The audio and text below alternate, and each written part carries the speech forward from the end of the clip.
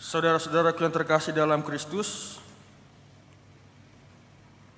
ketika masa kuliah ya, saya pernah punya teman ya.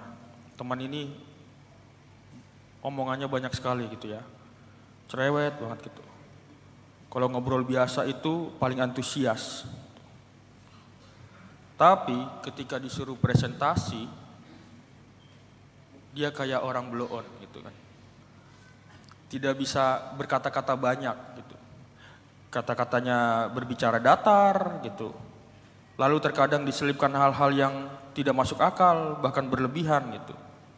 Dan akhirnya ketika setiap presentasi tidak menarik sekali bagi kami melihat dia berbicara. Tapi kalau berbicara ngobrol-ngobrol biasa, orang ini sangat aktif dan sungguh antusias, apalagi kalau ngomongin orang gitu ya.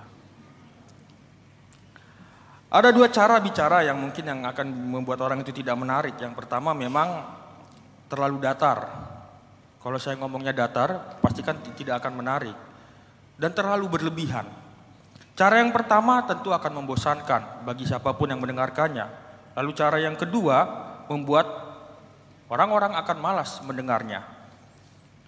Bahkan kalau sampai hal-hal itu berlebihan dan tidak masuk akal, orang akan meninggalkannya. Dan tentu dalam obrolan-obrolan seperti itu yang berlebihan, tujuan orang adalah bagaimana membuat yang mendengarkan itu terpengaruh dengan dirinya. Ya. Apalagi kalau orang itu kita anggap tidak tahu. Begitu juga dalam kehidupan sehari-hari ya. Ketika ngobrolin orang, apalagi terutama ya, paling enak gak ngobrolin orang ya. Dalam bicara ngobrol sehari-hari, ujung-ujungnya ada ngomongin orang pasti. Dalam pembicaraan kita setiap harinya itu. Kalau udah ngomongin orang itu udah paling antusias. Bagaimana orang itu percaya sama kita. Gitu. Bagaimana orang itu mendengarkan luar biasanya kepada kita dan yakin bahwa apa yang kita omongkan tentang orang itu adalah benar adanya gitu. Antusias. Tahu nggak tetangga sebelah nggak pernah kerja tapi kaya gitu. Aneh ya, ngepet kali ya atau gimana gitu. Kan ada tuh ya, sampai masuk berita, orang ini nggak pernah kerja, nggak pernah saya lihat tapi kaya, kok bisa gitu. Dan hal-hal seperti itu yang sangat antusias, yang ingin memberikan keterpengaruhan kepada orang lain. Kalau ngomong soal kepemimpinan, terletak pada satu hal yang harus muncul dalam kepemimpinan itu, yaitu adalah soal pengaruh, ya. Kalau pengaruh baik tidak terlihat pada mereka yang dipimpin, kepemimpinan itu patut dipertanyakan. Hati-hati, sekarang pemilu ya, lagi zaman-zamannya pemilu. Diperlihat lagi dalam-dalam apakah pengaruh yang dimunculkan adalah pengaruh-pengaruh yang baik. Kalau kita melihat keadaan zaman sekarang juga, pengaruh orang-orang untuk datang ke gereja dari kita-kita yang hadir di sini, apakah sudah sungguh membawa orang-orang di luar itu terpengaruh datang ke gereja? Semakin banyak mungkin saat ini orang-orang Kristen yang tidak lagi mau pergi ke gereja, atau bahkan tidak lagi yang mau mengakui sebagai orang Kristen atau pengikut Kristus. Bisa jadi disebabkan oleh lemahnya pengaruh kesaksian iman hidup kita, atau juga kurangnya kata-kata kita yang baik, penampilan dan cara berelasi kita tidak menarik lagi. Bahkan mungkin tidak akan bisa mempengaruhi siapapun. Kalau anak-anak muda sekarang ya nyebutnya garing gitu. Datang ke gereja garing gitu-gitu aja. Gitu. Melihat pertemuan-pertemuan APP garing, membosankan. Kalau kita melihat bacaan Injil hari ini, kedua murid Yohanes yang mengikuti Yesus setelah ditunjukkan sosok anak domba Allah oleh Yohanes Pembaptis, tidak sekadar menuruti anjuran gurunya. Dalam Injil ini Yesus malah tidak diceritakan memanggil mereka. Perhatikan baik-baik tadi ya. Injil hari ini tidak mengungkapkan bahwa Yesus memanggil mereka, berbeda dengan Injil-Injil sinoptik yang lain. Dalam Injil Yohanes, para murid yang pertama ini bergerak mengikuti Yesus karena kesaksian dari yang lain, dari Yohanes Pembaptis. Itulah yang membuat Yesus menoleh dan bertanya kepada mereka, "Apa yang kalian cari?" Mereka mengatakan motivasi mereka dalam suatu pertanyaan berharap, "Guru, di manakah engkau tinggal?" Harapan mereka ini menunjukkan suatu pengaruh yang luar biasa sebelumnya, bahwa ada pengaruh yang sungguh menarik mereka untuk bertanya, "Di manakah engkau tinggal?" Tidak menanyakan apakah engkau benar seorang Mesias, tidak, tapi langsung bertanya, "Di manakah engkau tinggal?"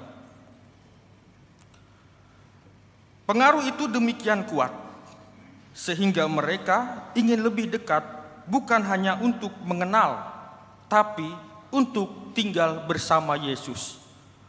Akhirnya pun mereka tinggal bersama Yesus.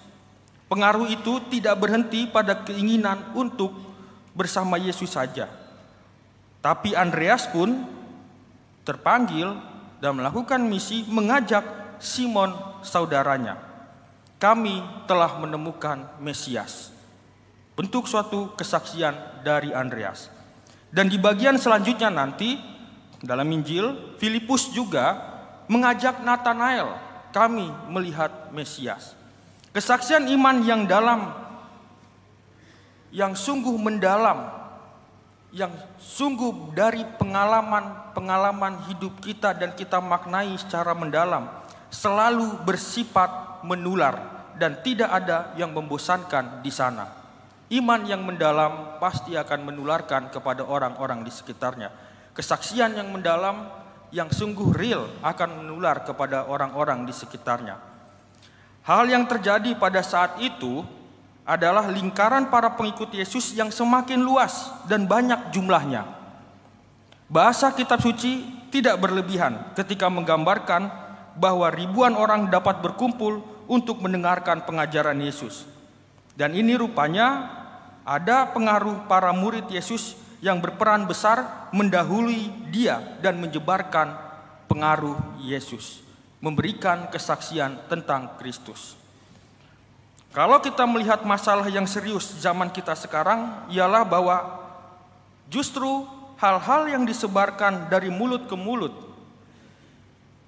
adalah hal yang tidak baik. Bahkan lebih parah lagi sekarang di media sosial, kita dengan tangan ya, bukan hanya mulut ya, jari ke jari ya, itu adalah hal-hal yang tidak baik. Gosip dan bisik-bisik selalu merusak, bahkan menghancurkan nama baik dan karir seseorang. Dan itu tak pernah dapat diperbaiki lagi kalau sudah viral, kalau sudah menyebar.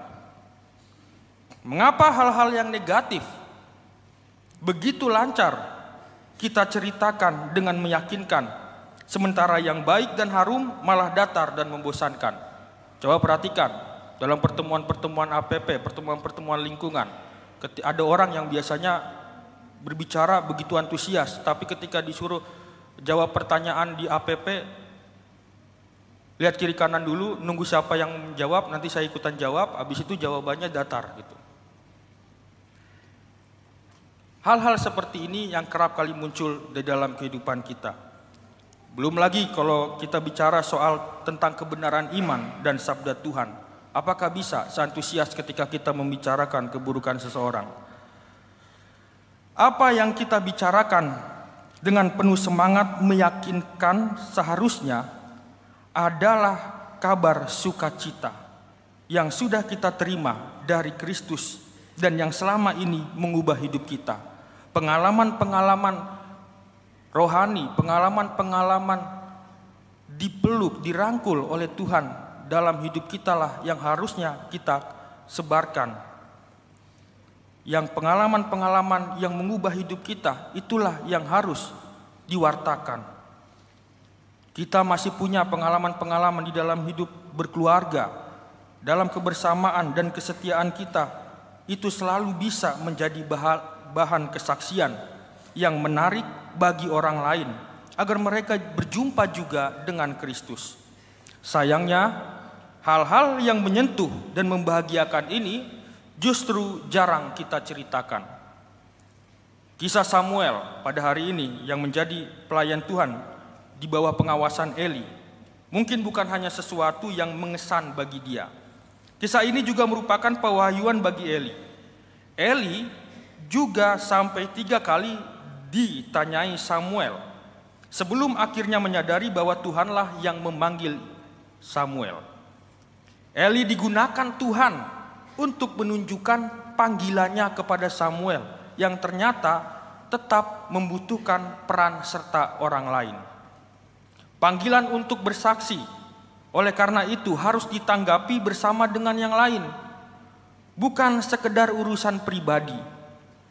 Kebersamaan dalam kesaksian mengandaikan bahwa setiap orang harus saling belajar dari yang lain, dan hal itu juga bersifat lintas usia. Orang tua bisa belajar dari anaknya, melihat anaknya mungkin lebih dewasa dibandingkan orang tuanya. Anak pun demikian, harus belajar dari orang tua, karena yang memiliki pengalaman banyak orang tua. Yang senior bisa mungkin juga belajar dari yang junior, di mana yang junior terkadang bisa memberikan hal-hal kritis yang lebih baik dibandingkan yang senior. Demikian juga kebalikannya. Semua orang bisa menjadi alat Tuhan untuk menjadi saksi Kristus. Di masa kita, tanggung jawab untuk bersaksi sering juga dilemparkan kepada para pemimpin. Padahal di antara kita ini adalah para murid Kristus, seharusnya kesaksian juga dilakukan dengan antusias. Bukan hanya pasturnya saja, bukan hanya pemimpin ibadat, bukan hanya ketua wilayah atau ketua lingkungan atau ketua kategorial tertentu, tetapi semua orang diajak untuk menjadi saksi. Karena kita memiliki martabat nabi, martabat imam, martabat rajawi yang diterima ketika kita dibaptis. Pertanyaannya, apakah di gereja dan lingkungan kita kesaksian iman dilakukan dengan bahasa dan cara yang menarik dan dalam kebersamaan, atau hanya dengan cara yang datar-datar saja, biasa-biasa saja, dan itu hanya demi kepentingan pribadi, demi orang memuji, wah sungguh luar biasa pengalaman hidupnya. Kita bisa merenungkan di dalam kehidupan kita, seberapa tertariknya orang lain mendengarkan cerita kita, seberapa bersemangatkah kita mengisahkan inspirasi dari sabda Tuhan yang sudah mengubah hidup kita, dan seberapa luas lingkaran sahabat Yesus yang berkembang di sekitar kita. Coba kita perhatikan di minggu-minggu ini, di hari-hari yang akan datang. Ketika kisah-kisah yang positif menyebar luas dan kesaksian dilakukan bersama-sama, kita yakin akan ada banyak orang yang terbawa untuk mencari Yesus. Tidak cepat, lambat mungkin, tetapi selalu berproses ketika kita konsisten dalam mewartakan kabar sukacita ini. Bukan lagi di mana pertanyaannya, tetapi kapan kita bergerak mendekati Yesus dan tinggal bersamanya. Hari ini kita diingatkan agar kesaksian kita tidak garing, tidak membosankan, tapi bagaimana mempengaruhi semakin banyak orang untuk berjumpa sendiri, datang sendiri, dan melihat di mana Yesus tinggal, agar mereka mau tinggal bersama dengan Yesus. Seperti kesaksian para murid yang dengan antusias mewartakan Tuhan. Dan semua itu bisa kita lakukan dengan segala yang kita miliki. Tubuh kita adalah tubuh alat untuk memberikan kesaksian. Perkataan, tindakan, segala hal yang ada di tubuh kita inilah bait Allah yang akan memberikan kesaksian kepada orang-orang di sekitar agar tertarik tinggal bersama Yesus. Semoga hal ini bisa kita renungkan dalam minggu-minggu ini. Tuhan memberkati.